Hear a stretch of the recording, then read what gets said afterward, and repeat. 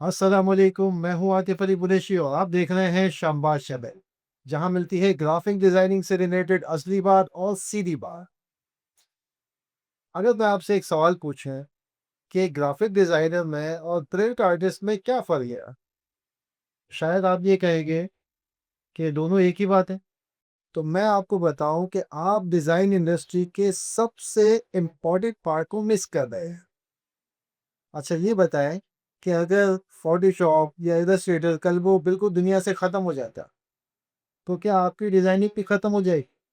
इसी सवाल का जवाब छुपा है इस प्रोफ़ेशन में जिसने पिछले 600 साल में हर नई टेक्नोलॉजी को अडॉप्ट किया, लेकिन अपनी सोच को नहीं बदलने दी। और अगर आप ग्राफ़िक डिज़ाइनर हैं, तो आज की वीडियो आपके लिए बहुत ज़्यादा इम्पोर्टेंट है। क्यों? क्योंकि आज की वीडियो देखने के बाद आपका डिज़ाइनिंग का नज़रिया बिल्कुल बदल जाएगा।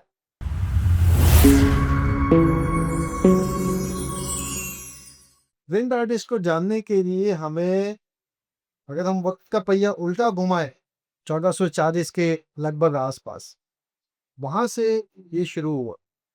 उस वक्त किताबें भी लिखी जाती थी, क्योंकि खत्ताती भी की जाती थी और किताबों की कॉपियां भी बनाई जाती थी। ठीक है, पैगामात भी भेजवाए जाते थे, लिखे जाते थे, छापे जाते थे।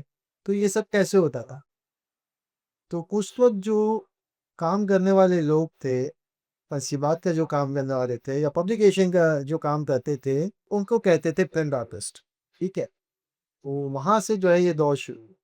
अब ये दौर चलते चलते सन 1800 तक जब पहुंचा, तो 1800 के बाद क्या हुआ कि प्रिंटिंग मशीनरीज आ गई। वो कैसे होता था कि लिथोग्राफी आ गई, ठीक है, टाइप सेटिंग आ गई। तो उस वक्त लकड़ी के ऊपर काम होता था। तो एक ही बंदा डिजाइन भी खुद ही करता था, उसको छापता भी खुद ही था। ठीक है, फिर उसकी स्याही वगैरह, इंक्स वगैरह किस तरह बनानी होती थी वो भी वो बनाता था। फिर मटेरियल के ऊपर प्रिंट भी करता था। तो एक ही बंदा ये तमाम काम करता था। तो सन 1800 के बाद क्या हुआ? सन 1800 में एक इंडस्ट्रियल रेवोल्यूशन आया, जिसने प्रिंटिंग इंडस्ट्री को पूरी तरह से बदल दिया।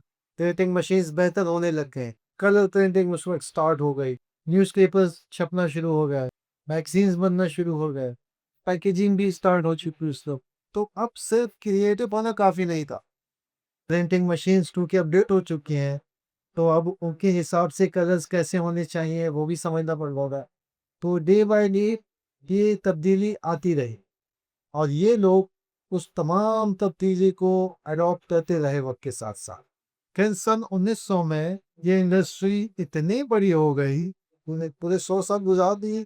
तो ये 100 सालों में इतनी बड़ी हो गई कि वो जो एक बंदे का काम था कि जो खुद डिज़ाइन भी करता था, खुद लाइटन भी बनाता था, अब वो काम डिवाइड होने लगा।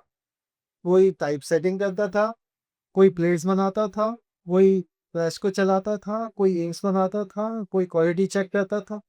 फिर ये तमाम काम जो एक बंदे का काम था, अब ये बढ़ना शुरू हुआ था क्योंकि इंडस्ट्री बड़ी हो गई। ठीक है, फिर 1984 में एक बड़ा बूम आया। वो बूम क्या था कि एप्पल ने कंप्यूटर लॉन्च किया, मैकिंटोश। एप्पल मैकिंटोश आया, उसके साथ ग्राफिक डिजाइनिंग के सॉफ्टवेयर आता, और ये डेस्कटॉप एप्लीकेशंस के आने के बाद पब्लिकेशन की दुनिया ही बदल गई। जो सारा काम पहले मैनुअल हुआ करता था, अब वो एक कंप्यूटर के जरिए होने लगा।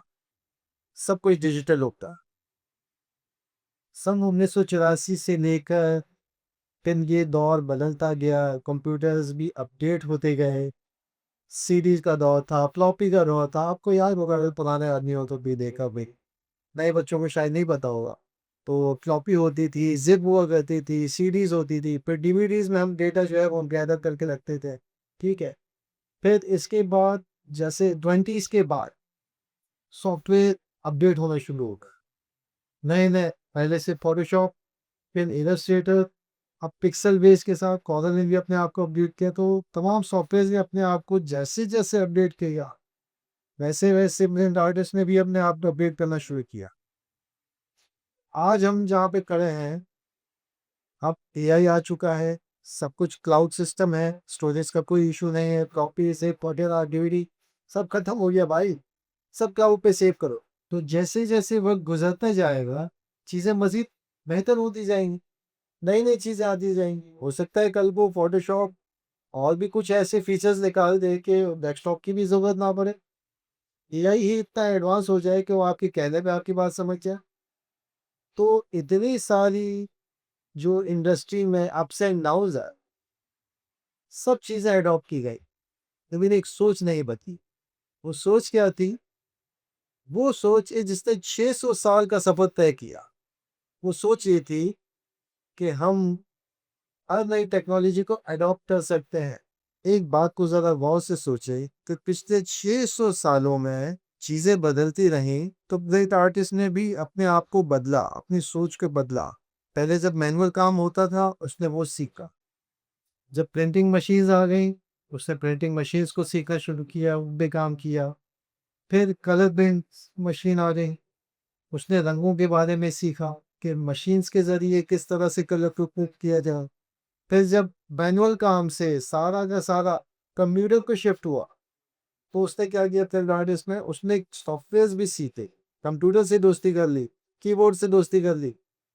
मैनुअल काम करने में तो फिर गलती की कोई गुंजाइश होती नहीं थी। अब तो सॉफ्टवेयर में कंट्रोल जी का ऑप्शन है ना हमारे पास।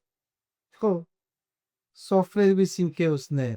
उसने फोटोशॉप से दोस्ती कर ली, उसने इलस्ट्रेटर से दोस्ती कर ली, कॉर्डर से कर ली, फ्रीहैंड से कर ली, कैनवा आया उसने उससे दोस्ती कर ली। इमेज जनरेशन के टूल आ गए एआई के अंदर, उसने वो सीखना शुरू कर दिए। नए-नए ट्रेंड्स आना शुरू हुए, उसने उनको भी अपनाया। डिजिटल प्रिंटिंग ने ऑफसेट प्रिंटिंग को टक्कर मारी। उसने कहा कि जी मैं डिजिटल प्रिंट भी सीखूँगा। तो ऑफसेट के साथ-साथ डिजिटल प्रिंट को भी सीखा गया। तो अब आज के दौर में आर्टिफिशियल इंटेलिजेंस आ गया है, वो उससे भी नहीं डरता। वो उसको भी सीखने की कोशिश कर रहा है।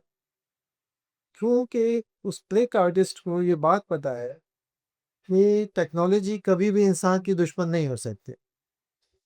टेक्नोलॉजी जितनी भी एडवांस क्यों ना हो जाए, ये सब हमारे टूल्स हैं। असल जो हमारी ताकत है वो हमारे दिमाग से है। अगर कोई बंदा डिज़ाइनर है, काफ़ी डिज़ाइनर है, तो वो अपने मेंटली तौर पे चीज़ों को देखता है उस तरीके से।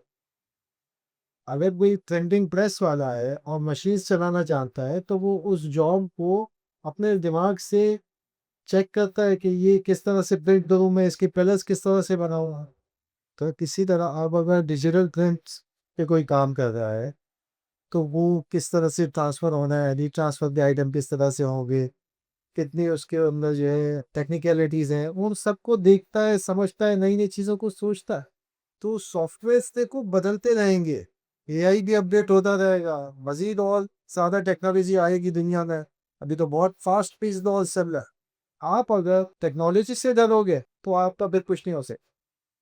टेक्नोलॉजी से डरो नहीं, नई-नई चीज़ें सीखना शुरू करो। एक बात अपने ज़हन में बिठाओ कि ये तमाम सॉफ्टवेयर्स, ये चीज़ें ये आपका टूल है। असल आपकी ताकत आपके दिमाग में है, जो ये आपको बताती है कि किस टूल को किस तरीके से यूज़ करना है, किस टेक्नोलॉजी को किस तरीके से मुझे अडॉप्ट करना है और उसको अप्लाई करना है अपने काम में। तो जो इंसान टेक्नोलॉजी को अडॉप्ट नहीं करता, वो अपना नुकसान कर रहा है, बहुत बड़ा नुकसान करेगा। तो उसकी वैल्यू जो है वो दिन-ब-दिन कम होती जाती। उसकी वजह यही है कि जो सॉफ्टवेयर सीख लिया बस लकीर के फ़कीर बनने उतने पे ही काम करना है। उससे ज़्यादा पे जाना ही नहीं है। आप एक काम करो किसी डिज़ाइनर को जो है ना, वो अपडेटेड वर्ज़न की फ़ाइल देखो। तो बोलेगा जी ये तो नए सॉफ्टवेयर में है, मैं तो फ़ोटोशॉप 7 यूज़ करता हूँ। तो ऐसा भी होता है कि भाई अपने आप को लकीर का फ़कीर मत बनाओ। तो अब मुझे ये बताओ कि हर दौर का जो सक्सेसफुल प्रोफ़ेशनल था वो कौन था? डिज़ाइनर था? नहीं, वो प्रिंट आर्टिस्ट था। क्योंकि वो डिज़ाइनिंग को भी समझता था, प्रिंटिंग की टेक्निकलिटीज़ को भी समझता था। तो असल प्रिंट आर्टिस्ट कौन होता है? वो सिर्फ़ एक डिज़ाइनर नहीं होता, बल्कि वो डिज़ाइनिंग को भी समझता है, वो प्रिंटिंग को भी समझता है, वो अपने जॉब की तमाम टेक्निकलिटीज़ के ऊपर नज़र रखता है। तो डिज़ाइनर होना तो बहुत आसान है मेरी जान। 2-4 आपने कोशिश कर ली, आप समझते हो कि मैं डिज़ाइनर बन गया, है ना? नहीं, इतना आसान है। ग्राफिक डिजाइनिंग बहुत बड़ा समंदर है। हम शाबाश के साथ इसी में गोते लगा रहे हैं। आप भी आ जाओ हमारे साथ।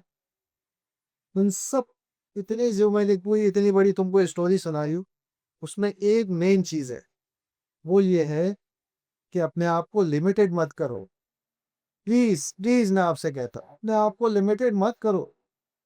नई नई चीजें सीखो, नए नए सॉफ्टवेयर सीखो। ये आपके डिजाइनिंग के अंदर आपके नजरिए को बदल देगा। एक एनर्जी आएगी आपके अंदर। ट्राई करके देखो।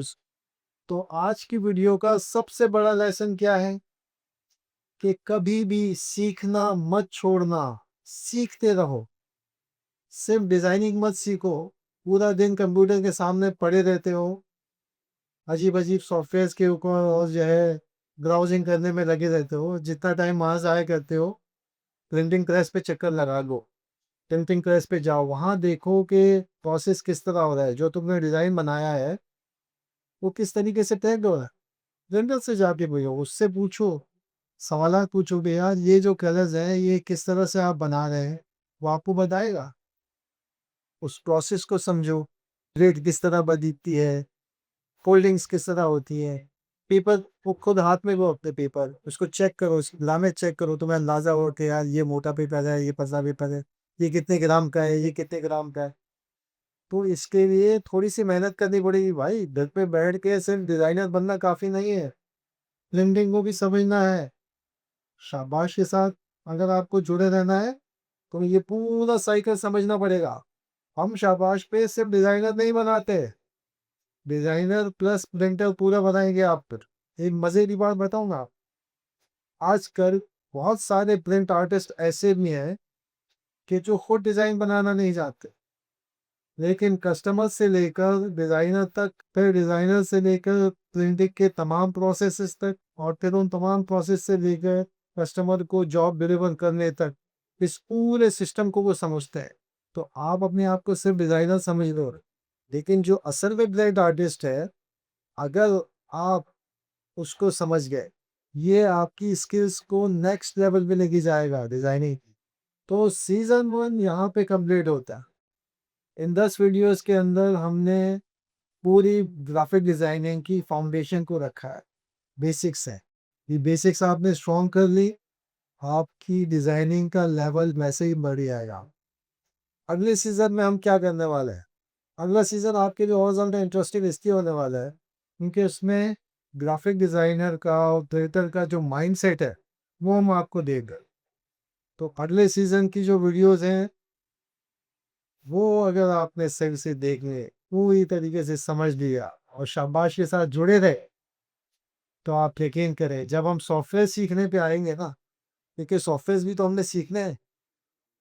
तो जब हम रियल प्रोजेक्ट्स को सॉफ्टवेयर के ज़रिए सीखना शुरू करेंगे तो आपको रियलाइज़ होगा कि मैं सिर्फ टूल्स नहीं सीख रहा, बल्कि जो मैंने फाउंडेशन अपनी पूरी स्ट्रॉन्ग की है, उससे इन टूल्स को किस तरीके से सही यूटिलाइज करना है ये सीख लिया। मैं हूँ आतिफ अली कुरैशी। मिलते हैं अगले सीजन में आपसे एक नए सफर के साथ, एक नई दुनिया में। तो बहुत ज़्यादा ख्याल रखिएगा। अल्लाह हाफ़िज़।